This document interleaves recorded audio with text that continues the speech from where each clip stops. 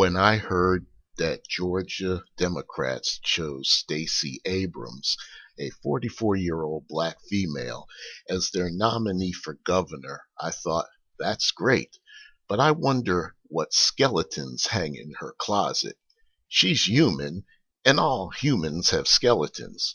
Or as Eddie Murphy once famously put it, some folks have whole cemeteries in their closets.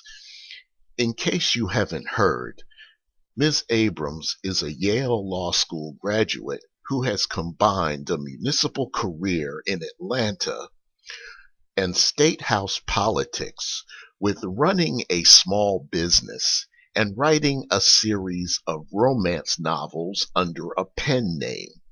Ms. Abrams is described as a central character in the midterm elections during which Democrats hope to make inroads with voters nationally who are dissatisfied with President Trump and with the National Republican Party. While Ms. Abrams is trying to establish her bona fides as an entrepreneur and former state legislator, she's already being forced to answer questions about a not so flattering aspect of her life. The $200,000 in personal debt she is carrying, including more than $50,000 she owes to the IRS. Now, debt shouldn't be a hindrance. We all have debt. Some have stated that the debt will make Ms. Abrams, if elected governor, susceptible to bribery and or blackmail. But even the federal government, when looking to dole out security clearances, will overlook debt if clearance applicants can demonstrate efforts to pay it off.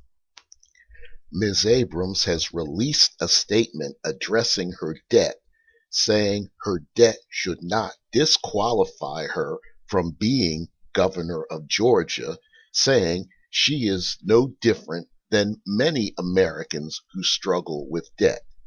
The statement is linked in the description box below. But what interests me about Ms. Abrams' candidacy is what she proposes to do about helping black men to start small businesses in terms of getting the needed financing. Atlanta's municipal government has had a long history of making sure black-owned businesses got their shares of local contracts. Will Ms. Abrams do the same where it comes to procurement on the state level? Nowhere is that specific aspect mentioned in her stance on small business, which is also linked in the description box below.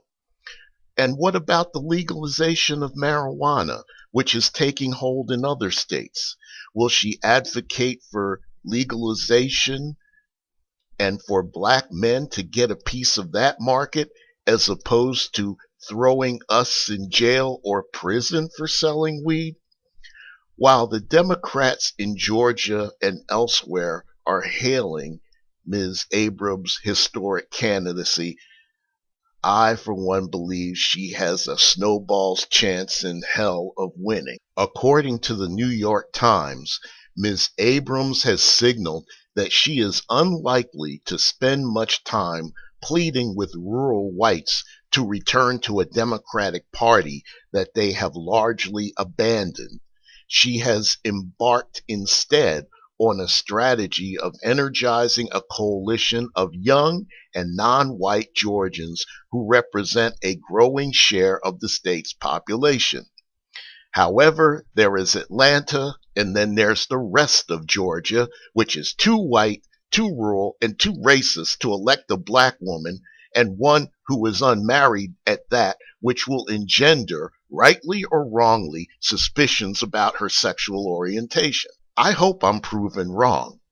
If by some miracle Ms. Abrams is elected governor of Georgia, I want to see black men in Georgia watching this video hold her feet to the fire for Ms. Abrams to get black men, the most marginalized group in the United States, our piece of Georgia's economic pie. If you like this video, please like, share, and subscribe.